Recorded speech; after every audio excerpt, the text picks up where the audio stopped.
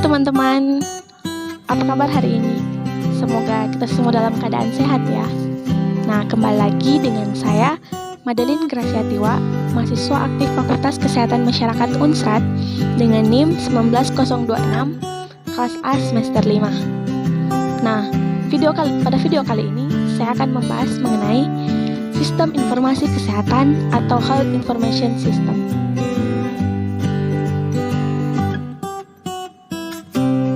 Itu sistem informasi kesehatan atau Health Information System.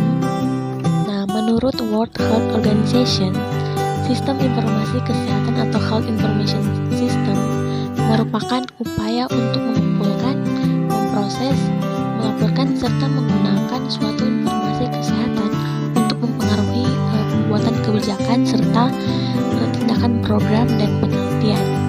Nah, sistem informasi kesehatan dapat memberikan informasi tentang faktor risiko terkait dengan penyakit, mortalitas atau ukuran kematian, kemudian morbiditas atau jumlah kasus pada populasi. Nah, layanan kesehatan serta sumber daya kesehatan yang ada. Selanjutnya, kita masuk dalam komponen dan standar sistem informasi kesehatan atau Health Information System. Yang pertama, sumber daya sistem informasi kesehatan. Nah, dalam sumber daya sistem informasi kesehatan terdapat seperti staf-staf kesehatan yang terlatih dalam hal keuangan, dukungan logistik, serta teknologi khusus yang konteks.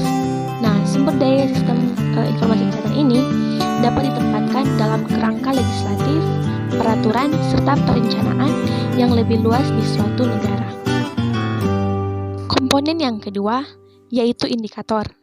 Sebuah sistem informasi kesehatan atau Health Information System harus memiliki komponen indikator, di mana komponen ini merupakan dasar dari rencana strategi sistem informasi kesehatan yang mencakup seperangkat indikator inti dan juga target yang dapat memberikan gambaran tentang determinan kesehatan, kondisi sistem kesehatan, kemudian status kesehatan penduduknya. Yang ketiga adalah sumber data. Dalam pengolahan sistem informasi kesehatan, diperlukan data yang bersumber dari pencatatan sipil, vital atau kelahiran, kematian, dan penyebab kematian, sensus dan survei merupakan catatan medis.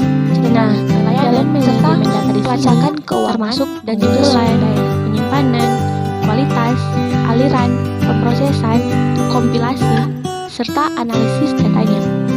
Yang selanjutnya kelima, produk informasi, yaitu transformasi data yang menjadi informasi dan oleh karena itu menjadi alat untuk pengambilan keputusan berbasis bukti yang mengarah kepada peningkatan kesehatan.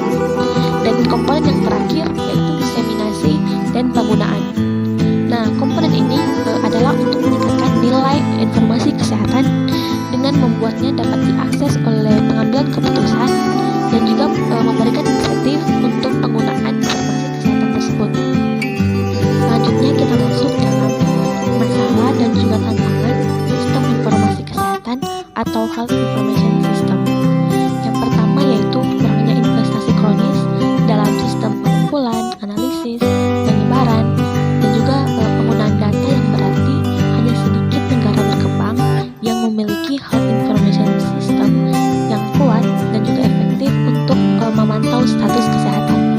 Kemudian yang kedua, banyak sistem informasi kesehatan tidak memiliki database terpusat, yaitu proses standar dan prosedur jaminan kualitas, dan juga keterampilan data statistik sering diabaikan, terutama di negara-negara yang berkembang. Nah, dan yang ketiga yaitu sumber daya yang masih kurang, di mana banyak sumber daya manusia yang mengelola sistem informasi kesehatan belum sesuai dalam bidang sistem informasi kesehatan. Kemudian yang keempat yaitu kurangnya bukti mengenai Health Information System karena keterbatasannya peran sistem informasi dalam prioritas penelitian.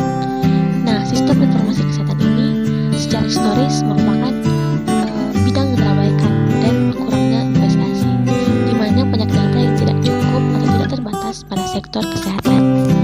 Secara keseluruhan, hambatan umum dalam penyajian data termasuk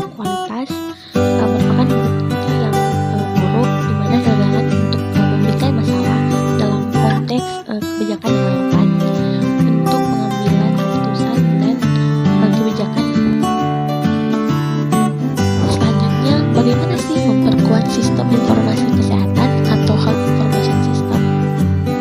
Nah, yang pertama yaitu sifat kepemimpinan dan kepemilikan negara untuk mengadvokasi dan menuntut perubahan yang berkelanjutan. Kemudian, responsif terhadap kebutuhan dan tuntutan negara. Yang ketiga, membangun inisiatif yang ada atau penting bahwa strategi penguatan realistis serta mengenali apa yang dapat dicapai dengan sumber daya dan kemampuan yang tersedia. Dan yang terakhir, mendukung proses bertahap